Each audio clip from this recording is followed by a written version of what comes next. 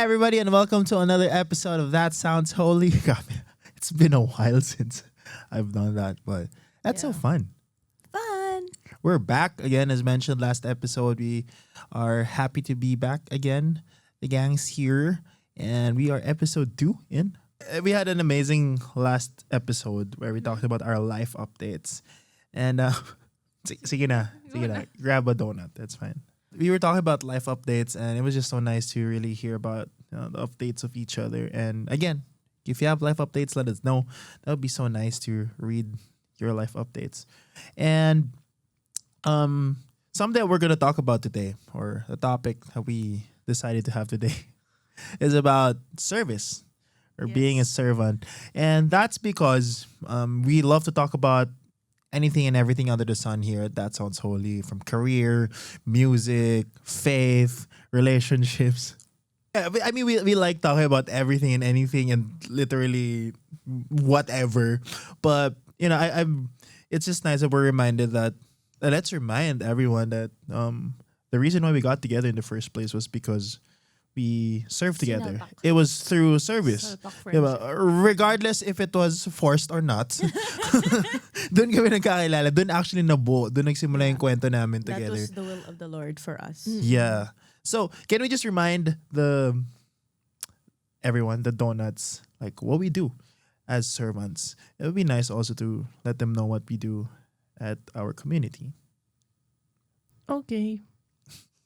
You want to start? No. You go. You can start. Go, Vanya. Wow. That was a nice bite. You can really feel the pistachio. But I feel like on the third Naging bite, review bigla ng donut. I feel like on the third bite, you can really get a taste of the whole thing. Anyway, so as a servant. No, like what do you do? Oh, what I do. What What's your what's service your service? Oh, Ministry. yeah. in the ministry? First service, worship ministry. Doon tayo nag-meet, no? Yeah. Parang. 2017. Yeah, as worship leader. And now, naging voice coach na din ako in my own home feast. Yes. Tapos, ayun, I was also a youth missionary.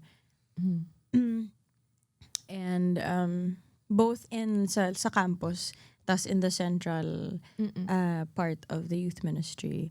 But also, I've chosen to, the Lord has called me to another season. So that is also a thing of the past. Okay. So for now, Worship. ministry. Yes. Feastership. Feast worship. Yes. Yeah.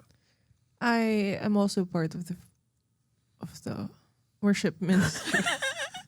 Blanco. Worship ministry. I lead worship at our home feast Salcedo, and feast worship, and I also serve in the social media ministry of Feast Salcedo under the leadership of Jed Consolacion. Yon. Wow. Shout out. I used to be a youth missionary also, but just like Vanya, I was called to something else. So, yeah. All right. So yeah, as mentioned, I also started with, at least yung journey namin together, started as a worship minister during that time, 2017. But my service started when I was a kid, like 3 or 4 years old. But yeah, anyways. Yun, so I am also part of Feast Worship, and I am the worship director of the provincial district of our community. And yeah, dami ding dinaanan ng mga ministries. Actually, halos lahat. Kasi nga bata pa lang ako, I was part already of community. So, yan, from food ministry to creatives to dancemen to lahat. Lahat ng pwedeng pamamaraan ng paglilingkod dinaanan namin. So, yeah, thank you for reminding them what you guys do. And, di ba tawa ng tawa? No, because I'm not sure if you noticed, but like we got so kind of awkward when we were talking about what we do. Yun. So what I do, Yan. Kaya yun actually, sinadya ko talaga yun. Sure. Sinadya ko talaga yun.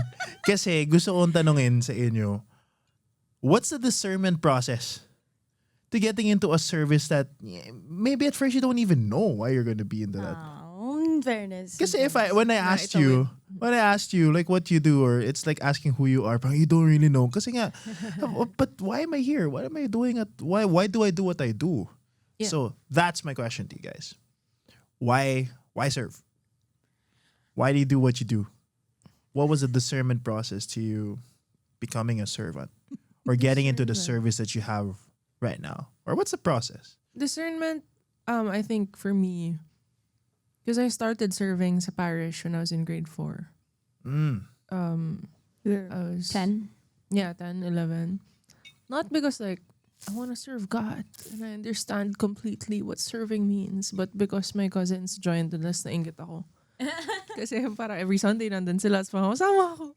So I went, I was serving there and then had a falling out of some sort or like church drama basically. And I stopped practicing my faith for a year before I was asked to attend the feast. So 1 year akong hindi nagmimisa, makasalanan, ganon. But I was invited to the feast, Taguig. And ang nag-invite sa akin nun is ninong ko sa kumpil. So si Ninong Raymond Federican. Oh my gosh, you go way back. Yeah. We met each other, I was in grade 4. So, yun. So, si Ninong, si Kuya Mod, invited me to the feast, not knowing na nung exact time that he messaged me, I was searching for the feast. Like, nakabukas yung browser ko na, the feast near me, ganyan. Oh, Tapos, cool. nag-message siya na, live namin this Saturday, might wanna go, ganyan. So, I went alone after school. And because Ninong Mod, sorry, hindi ko talaga siya tinatawag na Ninong, pero si Kuya Mod, he knows that I'm a musician and he knows that I sing. So parang after nung isang attend ko na yun, in-encourage niya ako na, why don't you sing here? Yeah. Why don't you serve here? So pinag-audition na niya ako like the week after. Tapos yun na, dire-diretso na yung service ko in that aspect. I think when it comes to serving in the worship ministry as a singer, it didn't take much discernment because it was something that was natural for me because I used to serve na in the choir. Yeah. I think mas nakapag-discern ako sa worship leading. Kasi yun yung, nope, not gonna speak in front of people. Don't make me do that. I don't know how to do that. Yeah. So yun yung mas matagal siguro for me. But worship, it was pretty easy for me to say yes to it. Yeah. So it started at a young age, no? Yes. Yung desire mo. Because again, the way God planted seeds in your heart was seeing your cousins or your friends serve. And it was a desire for you to. Ang galing. Minsan doon talaga nagsistart. May nakita ka lang na tropa mo or something. Ay, gusto ko din yan. Yeah. Friendship, ganun. Yeah. Or just Even if you don't company. understand it yet. Yeah. Yeah. Same naman. Same. Nice. Si Ninong Raymond din yung nagana sa'yo. Ganon, same na same. Actually, yung pangalan ng ninong ko, Mondin. Ang galing naman. Hindi. Same kay Isa in a way na hindi ko naman sinabi na parang, oh my gosh, Lord, you love me so much. I'm gonna serve you. Hindi naman ganun. Kasi yun lang, kumakanta lang talaga ako. Tapos sabi ng parents ko, kumanta ka kaya kasi may chapel sa harap ng simbahan natin.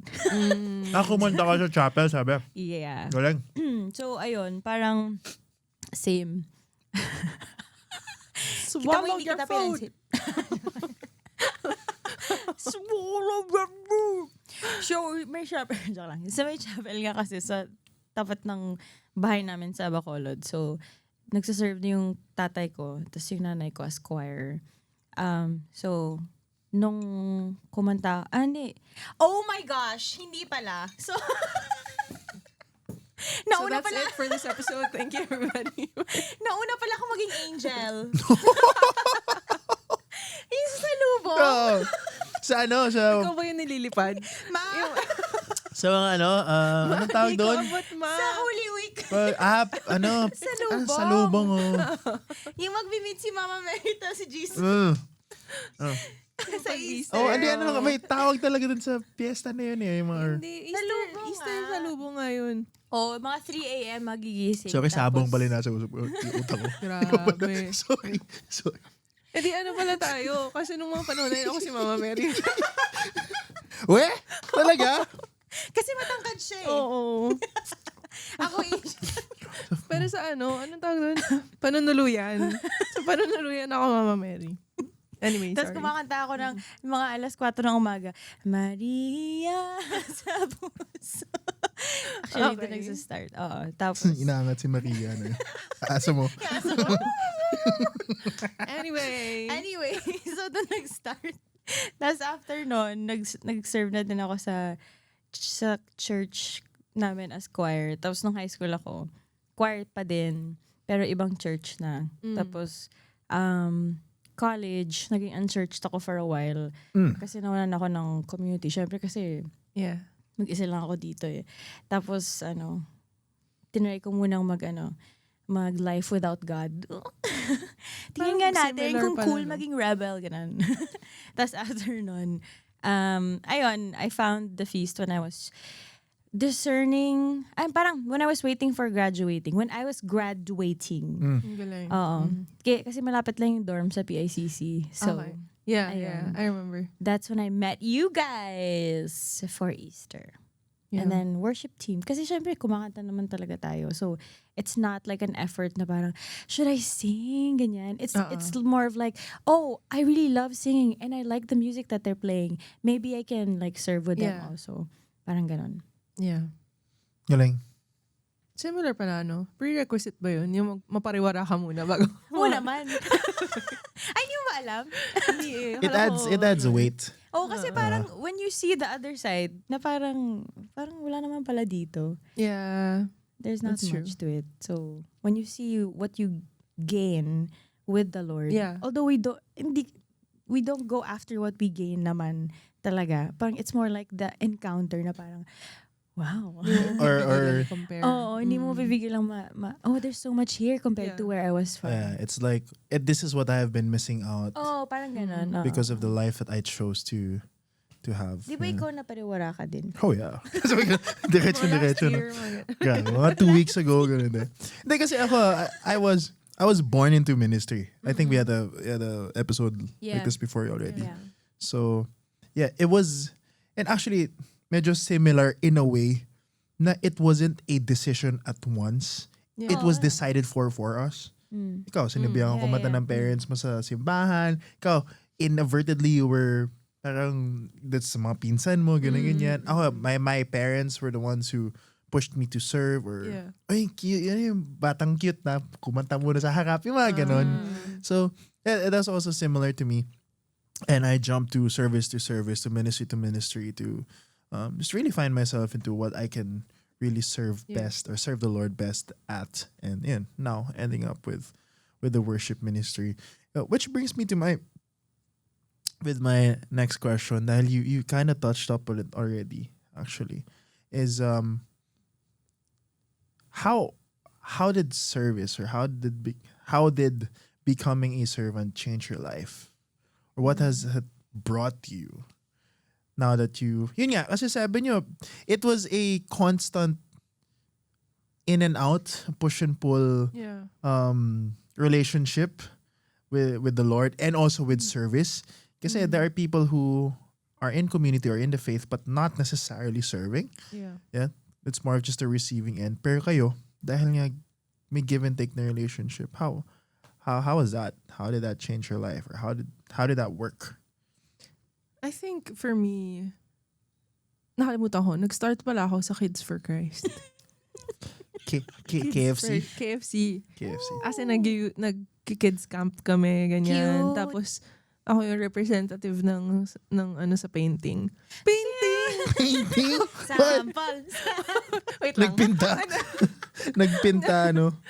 Pero yun yung I think, nung bata ako, yun nga, nung Kids for Christ, nag-Youth for Christ din ako, parish choir.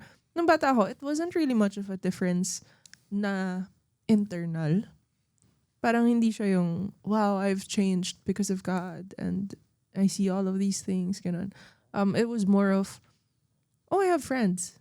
Like, I have community. I have people with me. And siguro that also shaped how I am with people or how I deal with people. Kumbaga pa new people, meeting new faces, ganyan. But then, yung internal change talaga I feel happened in the feast na. So, when I entered the feast, naalala ko pa noon nung in-invite akong mag-serve sa worship men, yung unang tanong ko, paano po ba dito, like, commitment-wise? Kasi, medyo yun yung trauma ko nung past. Yung church hurt mo before. Oo, na bawal kang may buhay sa labas, gano'n. So, nung tinanong ko yun, na parang, kailangan po ba every week ako nagsiserve? Kailangan ba yung rehearsal, ganito, blah, blah. So, sinabi sa akin na, hindi, usually tinatanong namin kung kailan ka available, ganyan, ano yung pwede mo i-block off. Parang, okay, ganun, pwede pala yun. Pwede pala yung ganitong way of dealing with people.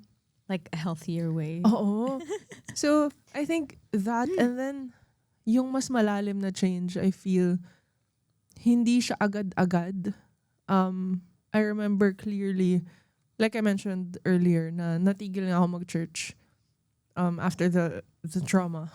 I stopped attending. Like, kahit umapak sa simbahan, hindi ko ginagawa. Kasi nga sobrang hurt ko nun. Yeah. Nung, siguro, I think that was like 5 years or, no, 3 to 4 years after I attended the feast for the first time.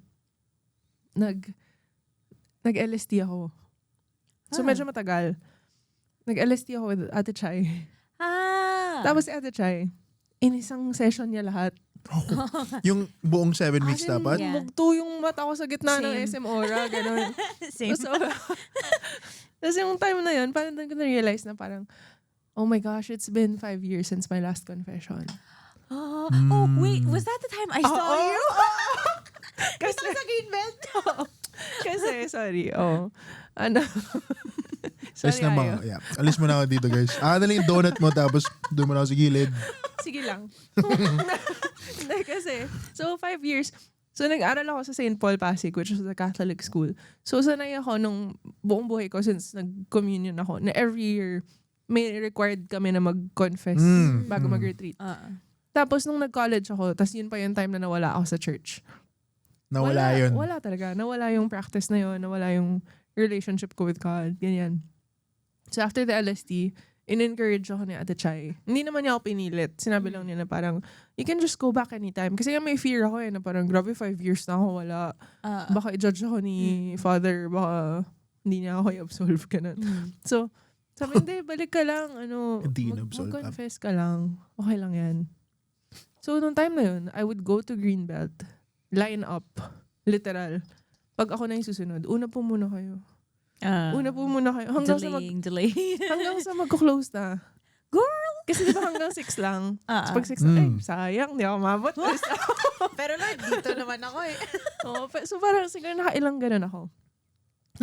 Until one day, wala na akong choice kasi walang pila. Gusto ko na yung next. Galing. So, alam mo yan, wala na yan. So pasok ako, nag-confess ako, tapos ang dami, haba ng confession ko. Sagot lang ni Father, ang penance ko, attend ka lang ng next mass. Yun na po ba yun? Like, 5 years worth of sin? Yun na yun. Tapos yung readings nung ano. Paglabas ko, mass na. Ako yung last na nag-confess. Wow. Tapos yung reading was about mercy. Wow! Kaya ako iyak ng iyak. Tapos akala ko parang, I am safe here. This is not the feast. No one knows me. Tapos biglang may isa. Tingin ko si Vanya na. Magto yung mata ko. But yeah, I think that was the change talaga sa akin na okay, I can just come back anytime. Galing.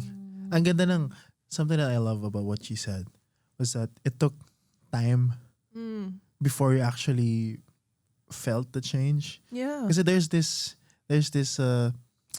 yung mga thinking ng mga tao na, before I have to serve, I have to be fully okay. I have to understand it fully. That's a good thing, because we are called to minister to people, and sometimes you really have to have at least a general good idea. Yeah. Diba? But it doesn't mean that if you're a servant, you're 100% okay. You 100% get it. Yeah. That there's nothing going on wrong in your life. Diba? So ang ganda ng sinabi mo na, or at least yung kwento mo na it took time before you actually fully grasped the meaning of becoming a servant, or before the actual change or prayers that you've been praying, that even if you didn't pray for it directly, dumating sa buhay mo after years and years and years of serving.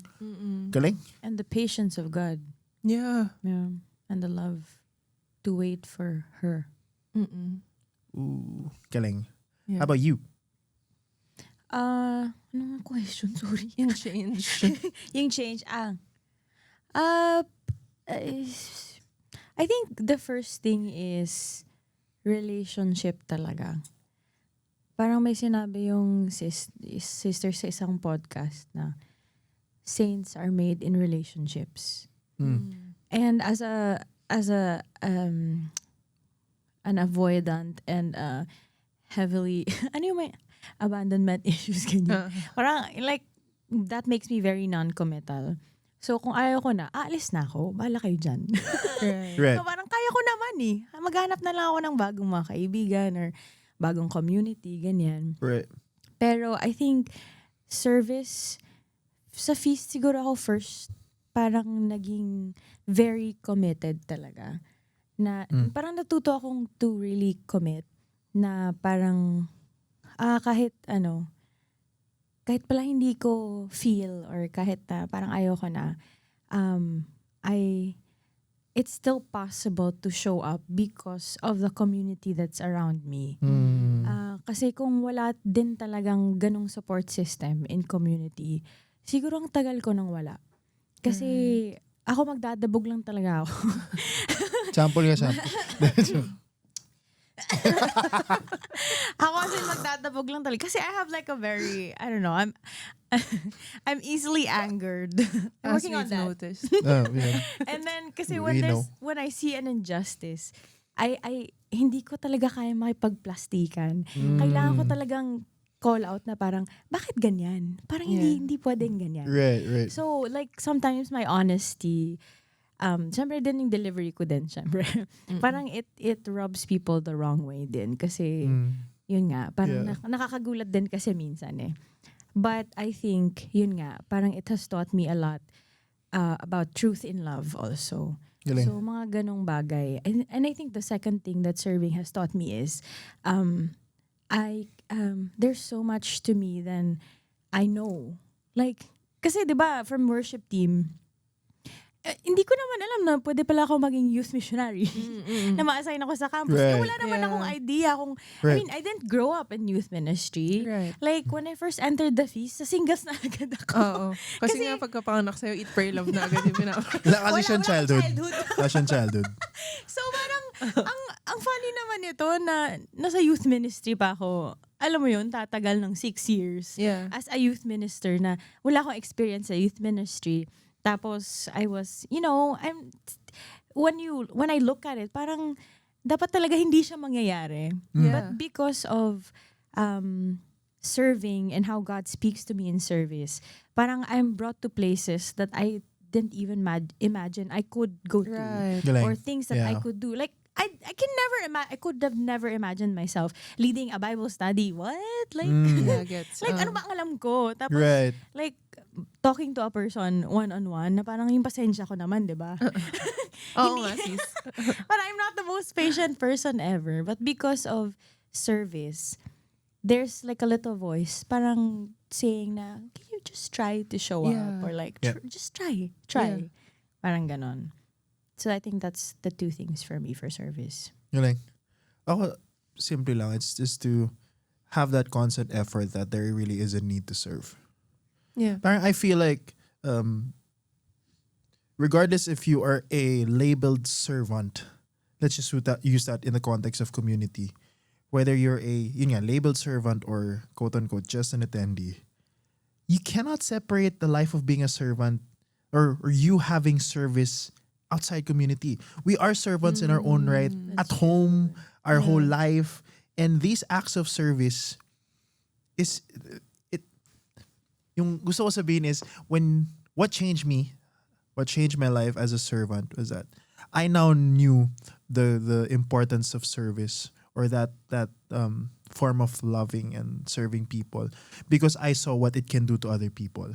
Yeah. Now the constant effort to do that outside your life or your ordinary life, or even if you're doing it already, just to have that constant reminder that, oh, I have to do this, keep on doing this because it changes people's lives. Yun yung, that's what I felt. It makes a difference. It makes a difference because also a bonus that you get being a servant in a community is you get to be served by other people too. You get to feel the love of other servants too. And so to feel that now, you would now know that you need love. And this is something that this is the grace of God. This is the love that He wants to give you through the other people, which now you would want to translate that into you giving that to other people at home, at school, at work, random people. And so I guess a changed life is really the perspective of the power of serving and loving people. And yeah, I guess that's something that we really are happy to have or to be able to do as servants.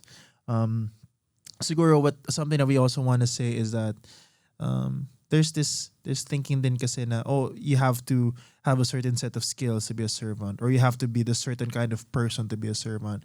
If you heard our stories, it started as, something just being available. Just showing up. That's service already. Or a servant is someone who can sing on stage or someone who can stack chairs really well. Alam mo yun? So you have the right to serve. Everybody can serve. Anybody can be a servant. But and the way you love is your service. Yeah, sorry. But also, if I may, just to kind of set the record straight, the service that we're talking about, it's not really tied to a ministry. Yeah. Na kahit na yung sorry.